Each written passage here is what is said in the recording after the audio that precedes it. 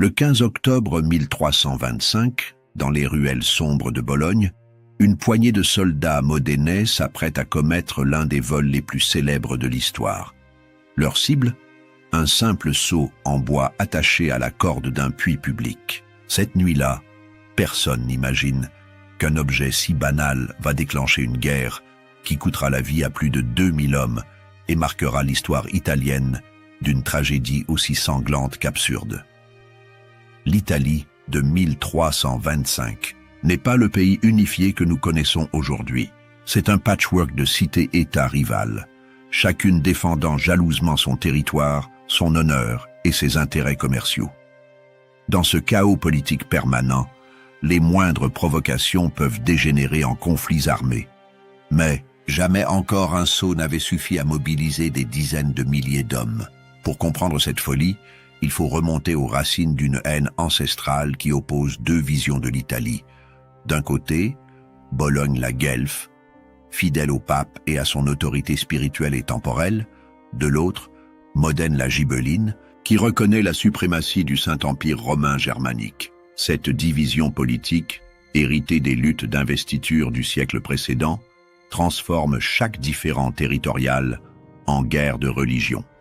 Tout commence véritablement en 1176, quand Frédéric Barberousse, empereur du Saint-Empire, tente de soumettre les communes italiennes. Sa défaite à Legnano face à la Ligue lombarde fracture définitivement l'Italie du Nord entre deux camps irréconciliables. Les Gibelins restent fidèles à l'empereur allemand, tandis que les Guelfes se rallient au pape, garant de l'indépendance italienne. Cette guerre idéologique se double d'enjeux économiques cruciaux.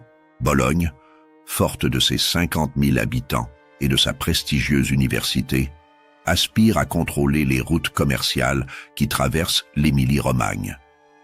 Modène, plus modeste avec ses 15 000 habitants, refuse de céder le moindre pouce de territoire à sa rivale. Entre les deux cités, distantes d'à peine 40 km, la frontière devient une poudrière où le moindre incident peut tout faire exploser. En 1296, premier accroc majeur, les troupes bolonaises envahissent les terres de Bassano et Savignano sul Panaro, territoire traditionnellement modénais. Le pape Boniface VIII cautionne cette annexion par une sentence arbitrale qui fait de ces châteaux des possessions guelfes légitimes. Pour Modène, c'est un camouflet inacceptable. La cité gibeline n'oublie pas cette humiliation et attend sa revanche. Les décennies suivantes voient s'accumuler les provocations.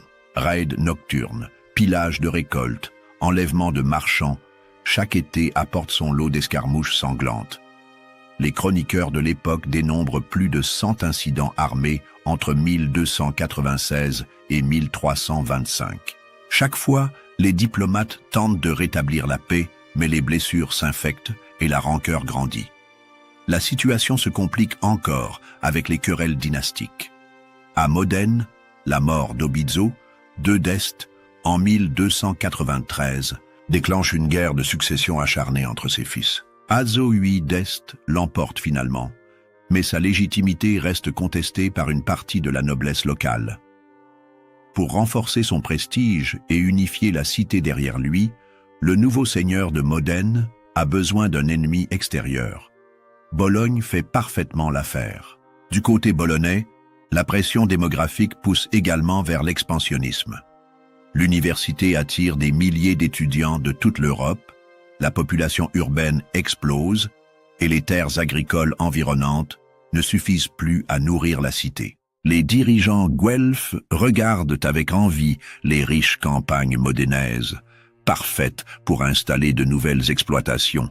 L'année 1325 commence pourtant sous de bons auspices.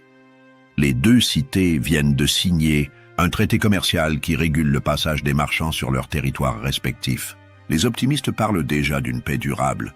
Ils ne se doutent pas que les faucons des deux camps préparent déjà la guerre. À Modène, Rinaldo Passerino Bonacossi vient d'être élu capitaine du peuple après la mort d'Azzo d'Este. Ce condottiere ambitieux et brutal n'a qu'une obsession, en découdre avec Bologne pour établir définitivement l'hégémonie gibeline sur la région. Ils commencent par renforcer les fortifications de la cité et recrutent massivement des mercenaires germaniques, réputés pour leur discipline et leur efficacité au combat. Bologne ne reste pas inactive. Les dirigeants guelfes sentent venir l'orage et mobilisent leurs alliés dans toute l'Italie centrale. Florence, Sienne, Pérouse promettent leur soutien en cas de conflit. Le pape Jean XXII lui-même assure les Bolonais de sa protection spirituelle et financière. Début 1325, les deux camps disposent de moyens militaires considérables et n'attendent qu'un prétexte pour en découdre. Le prétexte arrive en juillet. Une troupe de Bolonais franchit la frontière et met à sac plusieurs villages modénais sous prétexte de poursuivre des brigands. Les dégâts sont considérables. Granges incendiées, bétail volé, paysans malmenés. Modène proteste énergiquement, mais Bologne rejette toute responsabilité. L'incident empoisonne définitivement l'atmosphère. En septembre, nouveau coup de force bolonais. Cette fois, c'est le territoire mantouen, allié de Modène, qui subit les raids guelfes. Puis en octobre, retour sur les terres modénaises avec un pillage systématique de la campagne environnante. Ces provocations répétées visent clairement à pousser Modène à la faute et à lui faire endosser la responsabilité du conflit qui se prépare. Passerino Bonacossi comprend le piège mais refuse de tomber dedans. Plutôt que de répondre par des représailles massives, il opte pour une stratégie plus subtile. Une opération de commando qui humiliera publiquement l'ennemi sans lui donner de prétexte valable pour déclarer la guerre. L'objectif n'est pas de conquérir du territoire, mais de ridiculiser Bologne devant toute l'Italie. Le raid se déroule dans la nuit du 15 octobre 1325. Une trentaine d'hommes triés sur le volet franchissent discrètement la frontière et se dirigent vers Bologne. Ils connaissent parfaitement leur itinéraire. Des semaines de reconnaissance ont permis d'identifier les points faibles de la défense bolognaise et les meilleurs chemins d'approche. Vers minuit, les commandos atteignent les abords de la porte San Felice, dans la partie populaire de la cité. Les gardes, endormis par la routine, ne voient rien venir. En quelques minutes, les Modénais neutralisent les sentinelles et pénètrent dans la ville endormie. Leur mission est claire, semer la pagaille, voler quelques objets symboliques et repartir avant l'aube. Les soldats se dispersent dans les ruelles adjacentes. Certains s'attaquent aux réserves de grains stockées près des remparts, d'autres dévalisent une armurerie municipale. Mais c'est un groupe dirigé par un certain Filippino da Modena qui va commettre le geste décisif. En passant devant un puits public, l'homme remarque le seau en chêne attaché à sa corde. L'objet n'a rien d'exceptionnel. C'est un simple récipient utilitaire que les habitants utilisent pour puiser leur eau quotidienne. Pourtant, Filippino y voit immédiatement la provocation parfaite. Voler le seau d'un puits public, c'est s'attaquer à l'un des symboles les plus fondamentaux de la vie communautaire. Dans l'Italie médiévale, l'accès à l'eau potable constitue un enjeu vital, et les puits publics représentent la générosité de la cité envers ses habitants. Dérober le seau, c'est violer cette hospitalité sacrée et humilier toute la communauté.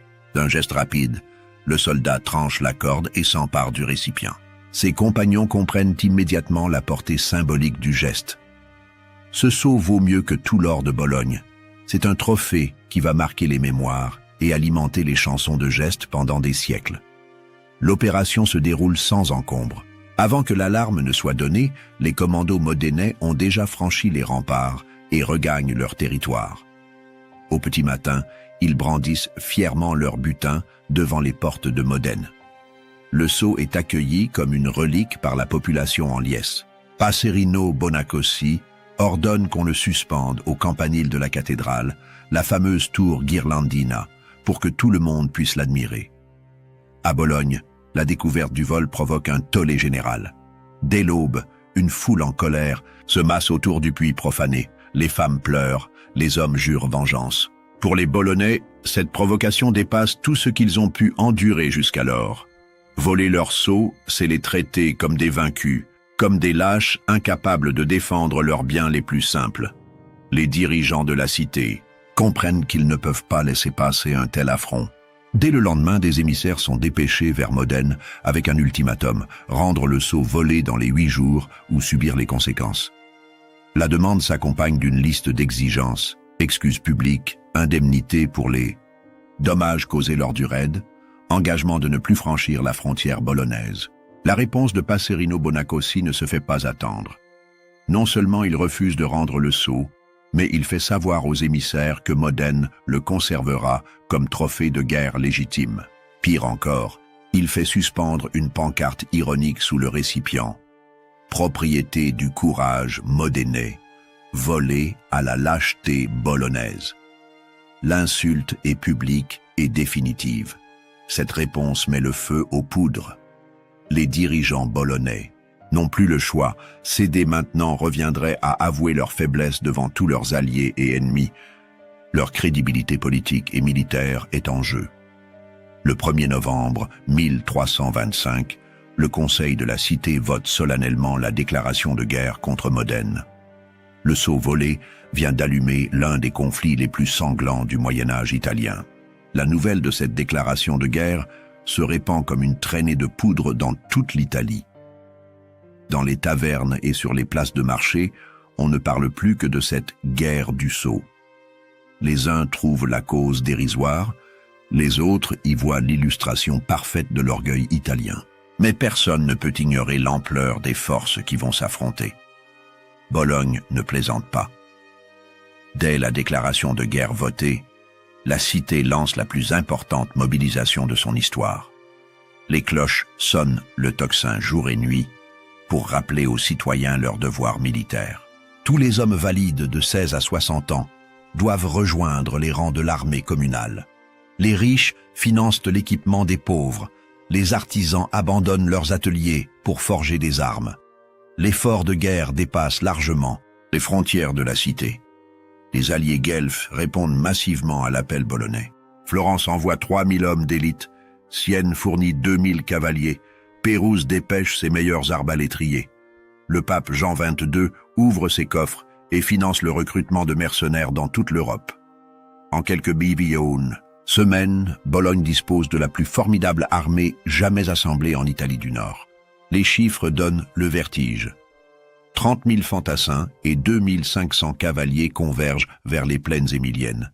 Cette masse humaine représente l'équivalent d'une population urbaine entière mise sous les armes. Jamais, depuis les campagnes de Charlemagne, l'Italie n'avait vu pareille concentration de forces militaires. Les chroniqueurs de l'époque comparent cette mobilisation aux croisades. L'armement de cette multitude pose des défis logistiques considérables. Il faut équiper 32 500 hommes en armes, armures, chevaux et vivres. Les Kisats, forgerons bolonais, travaillent jour et nuit pour produire épées, lances et carreaux d'arbalète. Les cuirasses s'achètent à prix d'or dans toute l'Europe. Des chevaux de guerre arrivent de Normandie et d'Andalousie. Cette course aux armements coûte une fortune, mais Bologne est prête à tous les sacrifices pour laver l'affront du sceau volé. Le commandement de cette armée gigantesque revient à Romeo Pepoli, l'un des plus prestigieux condottières italiens de l'époque. Cet aristocrate quinquagénaire a fait ses preuves lors des guerres contre Pise et Lucques. Il connaît parfaitement l'art de la guerre médiévale et dispose de lieutenants expérimentés. Sous ses ordres, l'armée bolognaise se structure en corps d'élite spécialisés. Infanterie lourde, cavalerie légère, génie militaire, service de renseignement.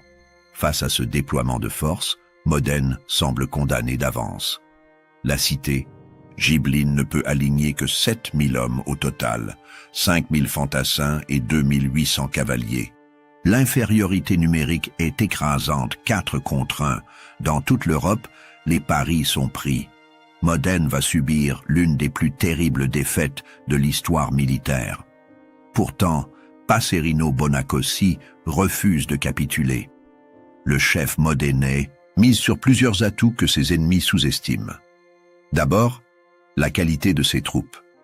Contrairement à l'armée bolognaise constituée en hâte, les forces modénaises sont constituées de professionnels aguerris. Le noyau dur se compose de mercenaires germaniques, anciens soldats de l'Empire venus chercher fortune en Italie. Ces hommes connaissent parfaitement l'art de la guerre et ont l'habitude de combattre en infériorité numérique. Ces mercenaires allemands apportent avec eux des innovations tactiques cruciales. Ils maîtrisent les formations serrées d'infanterie lourdes qui ont fait leur preuve contre la cavalerie française à Courtrai en 1302. Leurs arbalétriers utilisent des carreaux à pointe d'acier trempé capables de percer les meilleures armures. Leurs sapeurs savent creuser des mines et monter des machines de siège redoutables. Bonacossi dispose aussi d'un avantage stratégique décisif, la connaissance parfaite du terrain. Modène se bat chez elle, sur des collines qu'elle contrôle depuis des siècles. Chaque sentier, chaque gué, chaque position défensive est répertoriée dans les archives militaires de la cité. Les guides locaux peuvent conduire les troupes par des chemins secrets que les Bolonais ne soupçonnent même pas. L'approvisionnement constitue un autre point fort des Modénais. Leurs lignes de communication restent courtes et sûres, protégées par un réseau de châteaux alliés. Les paysans de la région, majoritairement gibelins, apportent spontanément vivres et renseignements. À l'inverse, l'armée bolognaise doit transporter ses provisions sur des dizaines de kilomètres, en territoire hostile, exposé aux embuscades et aux raids. Bonacossi mise enfin sur la psychologie de combat. Ces hommes se battent pour défendre leur foyer contre un envahisseur. Cette motivation défensive compense largement l'infériorité numérique. Les mercenaires allemands savent qu'une défaite signifierait la fin de leur contrat et probablement la mort. Les miliciens modénais défendent leurs femmes et leurs enfants. Cette détermination peut faire des miracles sur un champ de bataille. La stratégie modénaise se dessine donc clairement. Éviter la bataille rangée ou l'avantage numérique bolonais ferait la différence. Puis frapper vite et fort au moment et à l'endroit choisi. Il faut surprendre l'ennemi, désorganiser ses formations massives et l'empêcher d'utiliser sa supériorité en hommes. C'est un pari risqué, mais c'est le seul qui peut fonctionner. Novembre 1325 arrive avec ses brouillards d'automne et ses premières gelées. L'armée bolognaise achève sa concentration dans la plaine, entre Castelfranco et Piumazzo. Romeo Pepoli établit son quartier général sur une colline d'où il peut surveiller tous les mouvements ennemis. Ses éclaireurs parcourent la région pour repérer les positions modénaises et préparer l'offensive finale. De son côté, Bonacossi a choisi son terrain, les collines de Zappolino, à mi-chemin entre les deux cités. Cette position présente tous les avantages tactiques recherchés. Les pentes donnent l'avantage à la défense, les bois environnants permettent de dissimuler des réserves. Plusieurs chemins de retraite restent ouverts vers Modène en cas de nécessité. Le château de Zappolino, perché sur la crête principale, constitue un point d'appui solide. Ses murailles épaisses peuvent abriter les blessés et servir de refuge en cas de déroute. Ces tours offrent un poste d'observation incomparable sur toute la région.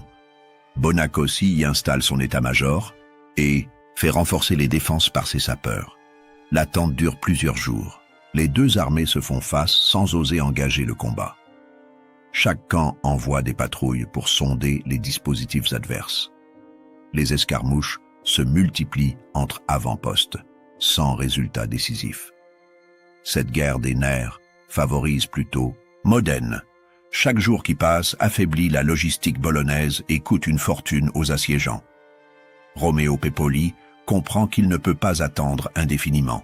Ses alliés commencent à s'impatienter et ses mercenaires réclament leur solde.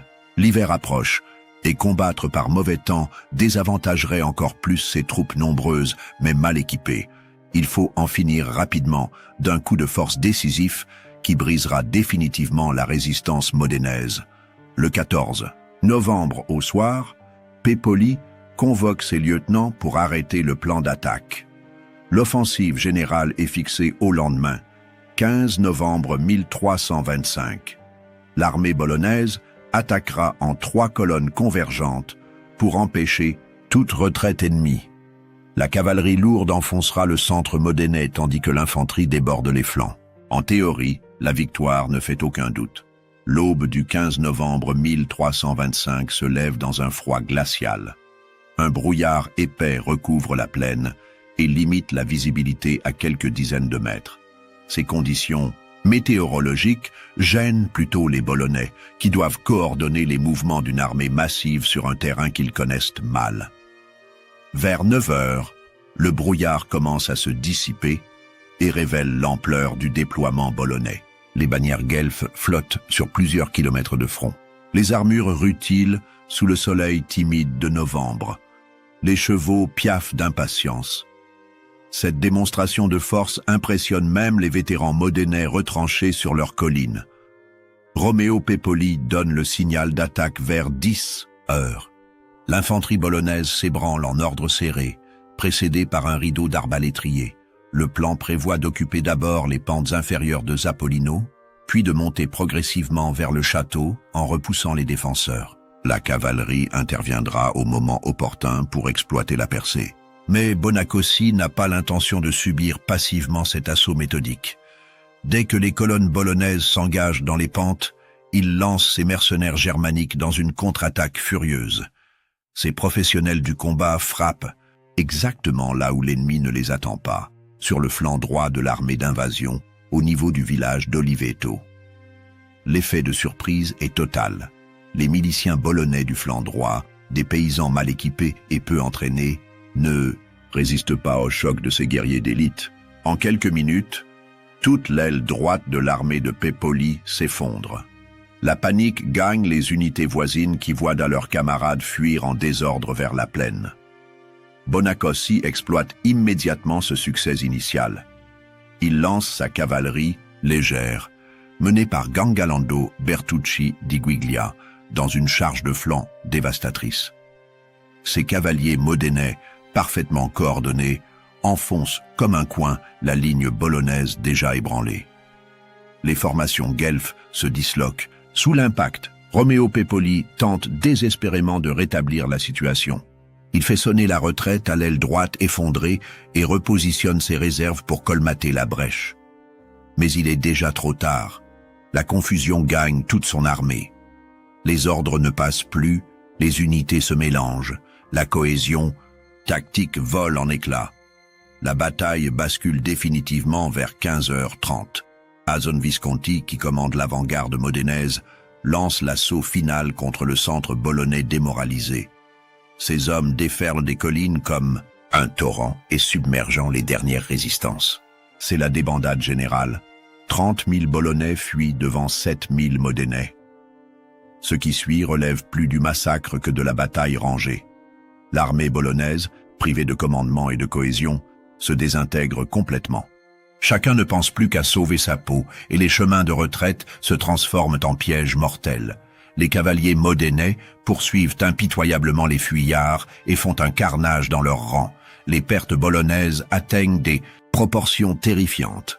Plus de 2000 hommes périssent dans la bataille et la poursuite qui suit. Parmi les morts, on compte de nombreux nobles florentins et siennois venus au secours de leurs alliés. Leurs corps jonchent les pentes de Zappolino, témoignage sanglant de l'orgueil guelfe brisé. La désorganisation bolognaise est telle que beaucoup de fuyards ne parviennent même pas à regagner leur cité. Certains se réfugient dans les châteaux alliés de la région, d'autres errent dans la campagne pendant des jours avant d'être recueillis par des paysans compatissants. Romeo Pepoli lui-même ne doit son salut qu'à la vitesse de son cheval et à la protection de ses gardes du corps. Les Modénais, grisés par cette victoire inespérée, poursuivent leur avantage. Ils s'emparent successivement des châteaux de Crespellano, Zola, Samoggia, Anzola, Castelfranco et Piumazzo. Chaque forteresse tombe sans résistance, abandonnée par ses défenseurs en fuite. En quelques heures, tout le dispositif défensif bolonais s'effondre. Le clou du spectacle arrive quand les vainqueurs atteignent les portes mêmes de Bologne. La cité guelfe, terrorisée par l'ampleur de la défaite, ferme précipitamment ses remparts et se prépare à subir un siège. Ses dirigeants envoient des messagers dans toute l'Italie pour demander des secours d'urgence. La panique règne dans les rues où circulent les rumeurs les plus folles. Mais Bonacossi n'a aucune intention d'assiéger Bologne. Ses forces, malgré leur victoire éclatante, restent trop faibles pour s'attaquer à une cité fortifiée de 50 000 habitants. Il préfère savourer son triomphe et humilier encore davantage ses ennemis par une démonstration de mépris souverain. Pendant 4 jours, du 16 au 19 novembre 1325, les Modénais narguaient les Bolonais terrés derrière leurs murailles. Ils organisent des courses de chevaux, palio, sous les remparts de la cité assiégée, comme pour se divertir aux dépens de leurs ennemis vaincus. Ces cavalcades moqueuses constituent un affront supplémentaire pour l'orgueil bolonais déjà meurtri. Ces palios improvisés attirent une foule de spectateurs venus de toute la région pour assister au spectacle de l'humiliation guelfe. Marchands, paysans, nobles gibelins, convergeant vers Bologne pour voir de leurs yeux les fameux vainqueurs de Zapolino. L'événement prend des airs de fête populaire où chacun se moque de la morgue bolognaise. Mais le coup de grâce vient le dernier jour. Avant de lever le camp et de regagner Modène, Bonacossi décide de commettre un dernier larcin symbolique. Ses hommes localisent un autre puits public, près de la porte San Felice, et s'emparent de son sceau comme il l'avait fait 1 mois plus tôt. Ce deuxième vol achève de ridiculiser Bologne devant toute l'Italie. Cette fois, personne n'ose protester. Les dirigeants bolonais, tapis dans leur palais, laissent faire sans réagir. Comment pourraient-ils s'indigner du vol d'un sceau après avoir perdu 2000 hommes pour récupérer le premier? L'absurdité de la situation dépasse tout ce que l'imagination peut concevoir. Le cortège modénais regagne triomphalement sa cité le 20 novembre, emportant ses 2 trophées et plus de 2000 prisonniers. Parmi ces captifs figurent 26 nobles bolonais, dont plusieurs membres des plus grandes familles guelfes. Leur rançon représentera une fortune qui financera la reconstruction modénaise. L'accueil réservé aux vainqueurs dans Modène dépasse tout ce que la cité a jamais connu. La population entière se presse sur le passage du cortège triomphal. Les cloches sonnent à toute volée, les bannières gibelins flottent à tous les balcons, les fontaines coulent le vin gratuit. Bonacossi est porté en triomphe comme un empereur romain. Les 2 sceaux volés sont à nouveau suspendus dans la tour Ghirlandina, mais cette fois accompagnés de pancartes qui racontent toute l'histoire de la guerre. Ces récipients banals deviennent des reliques civiques que les générations futures vénéreront comme les symboles de la gloire modénaise. La victoire de Zapolino bouleverse complètement l'équilibre politique de l'Italie du Nord. En quelques heures, Modène passe du statut de cité assiégée à celui de puissance régionale majeure. Les ambassadeurs affluent pour négocier des alliances avec les nouveaux maîtres de l'Émilie-Romagne. L'empereur Louis de Bavière envoie ses félicitations et promet son soutien financier.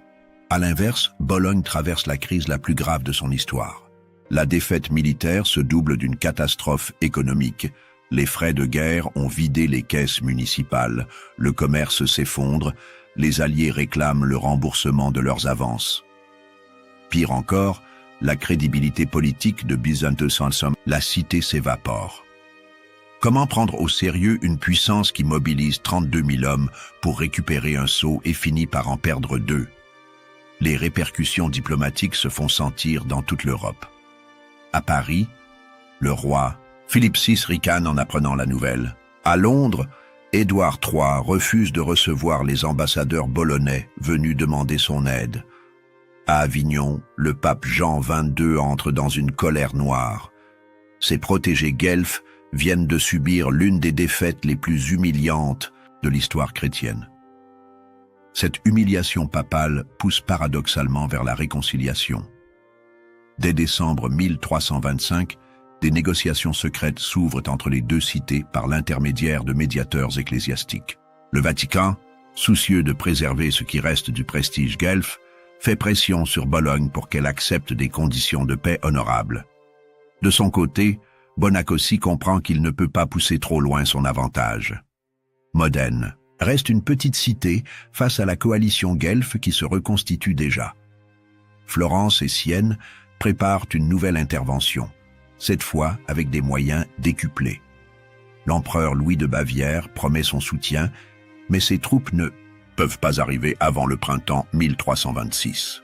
Les pourparlers aboutissent en janvier 1326 à un traité de paix qui satisfait les deux parties. Modène accepte de restituer tous les territoires conquis pendant la guerre, ainsi que la plupart des prisonniers capturés à Zappolino. En échange, Bologne verse une indemnité considérable qui couvre les frais de guerre modénais et garantit l'indépendance de sa rivale. Seuls les deux sceaux restent à Modène, ultime symbole d'une victoire qui a marqué l'histoire. Le traité stipule ironiquement que ces trophées de guerre légitimes demeureront propriété modénaise jusqu'à la fin des temps. Cette clause, négociée par des diplomates qui gardaient leur sérieux avec difficulté, entérine officiellement la guerre la plus absurde du Moyen-Âge. Dans l'immédiat, la guerre du sceau sombre, dans un oubli relatif. Les chroniqueurs contemporains, gênés par l'absurdité de l'événement, préfèrent l'évoquer discrètement. Comment expliquer que les cités les plus civilisées d'Europe se soient entretuées pour des récipients d'eau? Cette question embarrasse les intellectuels de l'époque qui tentent de maintenir l'illusion d'une Italie rationnelle et raffinée. Seuls quelques poètes osent aborder le sujet, généralement sur le mode satirique. Antonio Beccari, troubadour, nomade originaire d'Oleggio, compose une ballade mordante sur la cruauté et la traîtrise de l'âme humaine, illustrée par cette guerre dérisoire. Son texte circule dans les cours italiennes et fait sourire les princes qui y voient une caricature des ambitions de leurs rivaux. Mais c'est au XVIIe siècle que la guerre du sceau connaît sa vraie renaissance littéraire. Alessandro Tassoni, poète originaire de Modène, décide de transformer cet épisode embarrassant en épopée burlesque. Son poème « La Secchia », Rapita, le sceau enlevé, paraît en 1622 et révolutionne la littérature européenne.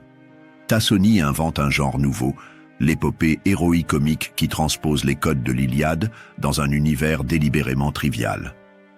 Son sceau devient l'équivalent de l'Hélène de Troie, sa guerre celle des Grecs et des Troyens. Mais le poète pousse la dérision jusqu'à l'absurde en faisant intervenir des dieux grotesques et des héros ridicules dans des combats dérisoires. Cette œuvre fait scandale et triomphe à la fois. L'Église la condamne pour irrévérence, mais toute l'Europe cultivée la lit avec délice. Pierre Perrault l'a traduit en français dès 1678, inspirant peut-être Boileau pour son lutrin et Pope pour sa boucle de cheveux enlevée. Antonio Salieri en 1700 tire même un opéra en 1772. Grâce à Tassoni, la guerre du sceau acquiert une notoriété européenne qui dépasse largement son importance historique réelle. Le poète modénais transforme une anecdote locale en symbole universel de la vanité humaine. Son sceau volé rejoint Don Quichotte et Gulliver au panthéon des héros dérisoires qui révèlent nos travers. Aujourd'hui encore, plus de 7 siècles après les faits, la guerre du sceau continue d'interpeller historiens et philosophes. Cette tragédie grotesque révèle des mécanismes psychologiques et sociologiques qui dépassent largement le cadre médiéval italien. Elle illustre comment l'orgueil collectif peut transformer la plus insignifiante des provocations en catastrophe humaine. L'analyse moderne de ce conflit met en lumière le rôle de l'honneur dans les sociétés traditionnelles. Pour les hommes du XIVe siècle, la réputation vaut plus que la vie. Perdre la face devant ses pairs équivaut à une mort sociale définitive. Dans cette logique, mourir pour un sceau devient parfaitement rationnel s'il s'agit de préserver son standing communautaire. Cette guerre révèle aussi les dangers de l'escalade militaire incontrôlée. Un simple raid nocturne dégénère en mobilisation générale parce que chaque camp veut montrer sa détermination. Les dirigeants, prisonniers de leur rhétorique belliqueuse, ne peuvent plus reculer sans avouer leur faiblesse. La machine de guerre s'emballe et échappe au contrôle de ceux qui l'ont déclenchée. L'épisode modénais préfigure étrangement certains conflits contemporains où des questions symboliques prennent le pas sur les enjeux rationnels. Combien de guerres modernes ont commencé par des incidents mineurs que l'orgueil national a transformés en affrontements majeurs? La guerre du sceau nous rappelle que la nature humaine n'a guère changé depuis le Moyen-Âge. Les 2 sceaux conservés à Modène témoignent encore de cette folie ancienne. L'original repose dans le Palazzo Comunale de la ville, tandis qu'une copie orne toujours la tour Ghirlandina. Ces reliques attirent chaque année des milliers de visiteurs venus méditer sur l'absurdité de la condition humaine. Elle constitue l'un des monuments les plus émouvants à la vanité guerrière. La municipalité modénaise a su transformer cette honte ancienne en atout touristique moderne. Des visites guidées racontent l'histoire du sceau avec un mélange d'orgueil local et d'autodérision assumée. Les guides n'hésitent pas à souligner l'aspect dérisoire du conflit, tout en revendiquant la gloire de leurs ancêtres. Cette ambiguïté reflète parfaitement l'héritage complexe de 1325. Mais au-delà de l'anecdote touristique, la guerre du sceau véhicule un message universel sur les dangers du nationalisme exacerbé. Elle montre comment des communautés prospères peuvent s'autodétruire pour des questions de prestige. Ce message résonne douloureusement dans notre époque, où les populismes ravagent encore les démocraties. Que nous enseigne finalement cette guerre d'un autre âge? D'abord, que l'orgueil constitue probablement le plus destructeur des sentiments humains. Plus encore que la peur ou la colère, la fierté blessée pousse aux actes les plus irrationnels. Les 2000 morts de Zapolino sont tombés non pour défendre leur patrie ou leur foi, mais pour satisfaire l'amour-propre de leurs dirigeants. Cette tragédie révèle aussi l'importance cruciale de la communication en temps de crise. Si les dirigeants bolonais et modénais avaient su dialoguer plutôt que de se lancer des ultimatums, des milliers de vies auraient été épargnées. Mais l'époque médiévale privilégie la démonstration de force sur la négociation, avec les conséquences que l'on sait. La guerre du sceau illustre enfin les dangers de la surenchère militaire. Une fois engagées dans la course aux armements, les 2 cités ne peuvent plus s'arrêter sans perdre la face. L'accumulation des moyens de destruction rend le conflit inévitable, même si personne ne le souhaite vraiment. Cette logique infernale traverse les siècles et menace encore notre monde moderne. Pourtant, cette histoire contient aussi une leçon d'espoir. Malgré l'ampleur de la tragédie, la paix finit par l'emporter sur la guerre. Bologne et Modène comprennent que leur survie passe par la réconciliation, non par la destruction mutuelle. Cette sagesse tardive sauve ce qui peut encore l'être et permet aux 2 cités de retrouver leur prospérité. L'ironie ultime de cette guerre, c'est qu'elle renforce finalement l'unité italienne qu'elle semblait compromettre. L'absurdité du conflit pousse les dirigeants à repenser leurs priorités et à privilégier la coopération sur la rivalité. Sans la guerre du sceau, l'Italie du Nord aurait peut-être connu d'autres affrontements encore plus destructeurs. Aujourd'hui, plus de 7 siècles après cette tragédie dérisoire, que reste-t-il de la guerre du sceau? 2 récipients de bois dans un musée, quelques pages dans les livres d'histoire, un poème épique que plus personne ne lit vraiment. L'événement qui mobilisa 40 000 hommes et coûta 2000 vies humaines s'est mué en simple curiosité historique. Cette transformation du tragique en comique illustre parfaitement la relativité de l'histoire humaine. Ce qui semblait vital aux contemporains nous paraît dérisoire avec le recul du temps. Les passions qui embrasaient l'Italie médiévale nous laissent indifférents. Nos propres obsessions sembleront probablement tout aussi ridicules à nos descendants. Pourtant, la guerre du sceau garde toute sa valeur d'enseignement. Elle nous rappelle que la nature humaine reste fondamentalement inchangée malgré les progrès de la civilisation. Les mêmes mécanismes de l'orgueil, de la peur et de la revanche continuent d'alimenter les conflits contemporains. Seuls les prétextes changent. La logique demeure identique. Cette guerre nous enseigne aussi l'importance de garder le sens des proportions face aux provocations.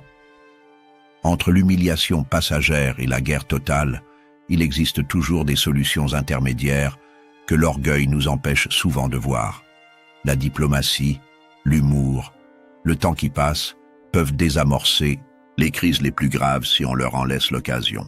Enfin, l'histoire du sceau volé nous invite à relativiser nos propres conflits. Dans quelques siècles, nos disputes actuelles paraîtront-elles moins ridicules que celles qui opposa Bologne à Modène? Cette perspective temporelle devrait nous inciter à plus de modestie dans nos certitudes et plus de tolérance envers nos adversaires.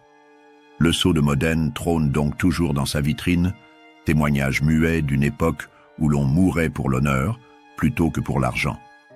Objet, dérisoire devenu symbole universel, il continue de nous interroger sur nos propres folies. Car au fond, nous aussi, nous nous battons pour des sceaux. Nous ne les appelons simplement plus par leur nom. Cette guerre d'un autre temps reste ainsi étrangement moderne dans ses ressorts profonds. Elle nous rappelle que l'humanité progresse moins qu'elle ne le croit et que les mêmes causes produisent invariablement les mêmes effets. Espérons seulement que nos sauts à nous ne coûteront pas aussi cher en vies humaines que celui de 1325.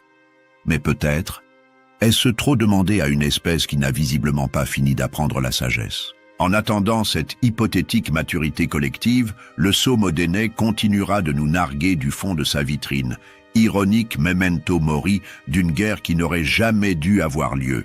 Et c'est peut-être cela, finalement, sa plus belle victoire.